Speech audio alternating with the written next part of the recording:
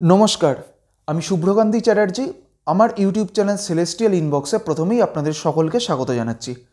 প্রথমেই সকলকে জানাই নতুন বছরের শুভেচ্ছা এবং আমাদের নতুন বছর অর্থাৎ এই 2024 সালে আমাদের 12টি রাশির জাতক জাতিকাদের এই 2024 সাল কেমন যেতে পারে তার প্রতিটি ভিডিওর লিঙ্ক এই ভিডিওটির ডেসক্রিপশানে আপনারা পেয়ে যাবেন।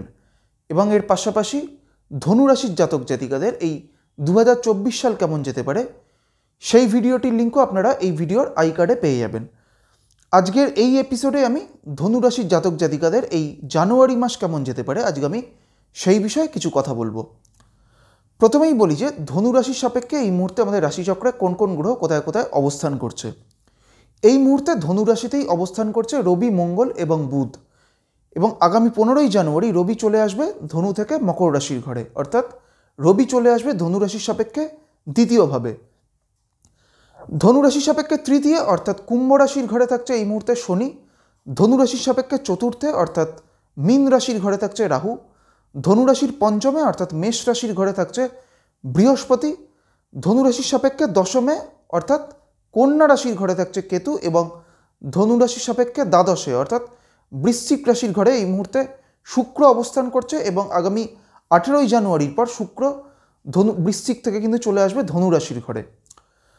প্রথমেই আমি ধনুরাশির জাতক জাতিকাদের উদ্দেশ্যে বলবো যে এই সময়টা আপনারা যদি ধনুরাশির সাপেক্ষে যদি কিছু গ্রহগত অবস্থানের কথা বলি তাহলে আপনারা বুঝতে পারবেন যে এই জানুয়ারি মাসটা আপনাদের কর্মজীবন এবং আপনাদের একটা ফিনান্সিয়াল ডেভেলপমেন্টের দিক থেকে কিন্তু একটা খুব বড় ধরনের সুযোগ বা বড় ধরনের একটা উন্নতির জায়গা কিন্তু তৈরি হতে চলেছে।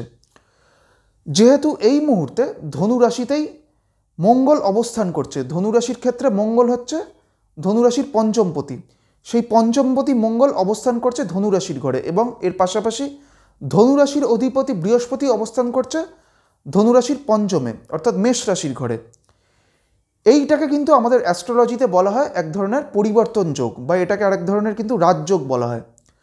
এবং এর পাশাপাশি আরও যে বিষয়টি যুক্ত হচ্ছে সেটা হচ্ছে যে ধনুরাশির নবমপতি রবি এবং দশমপতি বুধ এই দুটিও কিন্তু একত্রিত হচ্ছে ধনুরাশির পঞ্চমপতির সাথে, যাদের ওপর কিন্তু এই মুহূর্তে বৃহস্পতির দৃষ্টি থাকছে। সেই কারণে এই রাজযোগটি কিন্তু আরও শক্তিশালী হচ্ছে এবং এর প্রভাবে কিন্তু ধনুরাশির জাতক জাতিকাদের বিশেষ করে তাদের কেরিয়ারের দিক থেকে কিন্তু একটা খুব বড় ধরনের উন্নতির কিন্তু একটা সুযোগ এই জানুয়ারি মাসে কিন্তু থাকবে। তাই ধনুরাশির জাতক জাতিকাদের তাদের অর্থনৈতিক দিক এবং তাদের কর্মজীবনের দিক থেকে এই জানুয়ারি মাস কিন্তু একটা খুব বড় ধরনের উন্নতির কিন্তু একটা জায়গা তৈরি হতে চলেছে। ধনুরাশির জাতক জাতিকাদের যারা ব্যবসা করছেন তাদের ক্ষেত্রেও এই জানুয়ারি মাস কিন্তু অত্যন্ত একটা ভালো সময়। ধনুরাশির জাতক জাতিকাদের শারীরিক দিক থেকে যদি বলি, শারীরিক দিক থেকে যদি কোনো ধনুরাশির জাতক জাতিকারা যদি কোনো সমস্যা যারা ভুগছেন তাদের ক্ষেত্রে এই জানুয়ারি মাস কিন্তু একটা সেই সমস্যা থেকে, শারীরিক সমস্যা থেকে কিন্তু তারা রিকভার কিন্তু হতে পারবেন, কারণ ধনুরাশির পঞ্চমভাবে বৃহস্পতি অবস্থান করছে। সেই কারণে ধনুরাশির জাতক জাতিকারা যারা কোনো ধরনের শারীরিক সমস্যায় রয়েছেন তারা কিন্তু খুব তাড়াতাড়ি সেই সমস্যা থেকে কিন্তু তারা বেরিয়ে আসতে পারবেন।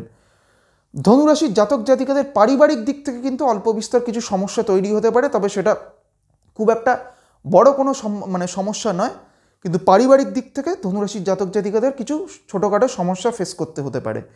এবং ধনুরাশির যারা শিক্ষার্থীরা রয়েছেন তাদের ক্ষেত্রে এই সময়টা কিন্তু বা এই জানুয়ারি মাসটা কিন্তু খুব একটা অনুকূল সময় নয়, কারণ ধনুরাশির চতুর্থভাবে অর্থাৎ যে ভাব থেকে আমরা বেসিক এডুকেশনের বিচার করে থাকি সেই চতুর্থভাবে রাহু অবস্থান করছে। সেই কারণে ধনুরাশির জাতক জাতিকাদের যারা শিক্ষার্থী তাদের জীবনে কিন্তু নানান ধরনের পরিবর্তন বা তাদের শিক্ষাক্ষেত্রে বা তাদের শিক্ষার বিষয়ে যে কোনো ধরনের বাধা বিপত্তি ফেস করার কিন্তু একটা সম্ভাবনা থাকবে। এইবার আমি আসছি ধনুরাশির যে নক্ষত্রগুলি রয়েছে অর্থাৎ মূলা, পূর্বষাঢ়া এবং উত্তরাষাঢ়া এই তিনটি নক্ষত্রের জাতক জাতিকাদের এই জানুয়ারি মাস কেমন যেতে পারে। প্রথমেই আমি আসছি মূলা নক্ষত্রের ক্ষেত্রে। মূলা হচ্ছে কেতুর নক্ষত্র এবং মূলা হচ্ছে আমাদের রাশিচক্রের 19 নম্বর নক্ষত্র।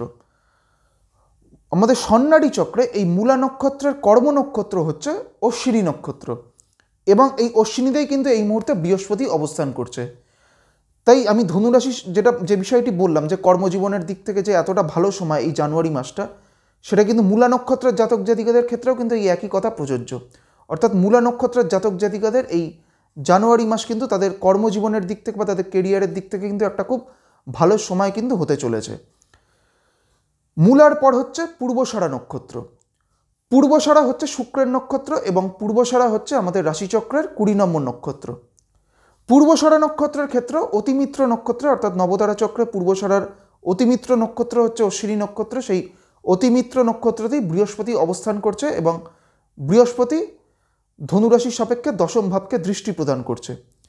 সেই কারণে পূর্বষাঢ়া নক্ষত্রের জাতক জাতিকাদেরও তাদেরও কিন্তু কর্মজীবনের দিক থেকে বা তাদের কেরিয়ারের দিক থেকে এই জানুয়ারি মাসটা কিন্তু অত্যন্ত একটা ভালো সময়। তবে পূর্বষাঢ়া নক্ষত্রের জাতক জাতিকাদের তাদের পারিবারিক দিক থেকে বা গৃহে কোনো ধরনের পরিবর্তন বা গৃহে কোনো ধরনের সমস্যা কিন্তু তৈরি হতে পারে।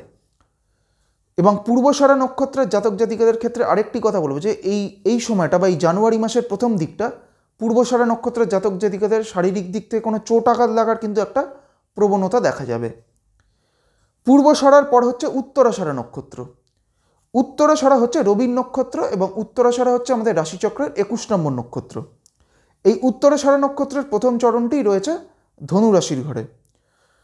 উত্তরাষাঢ়া নক্ষত্রের ক্ষেত্রে বলবো যে নবতারা চক্রে এই উত্তরাষাঢ়া নক্ষত্রের সাপেক্ষে বদ নক্ষত্রে রাহু অবস্থান করছে।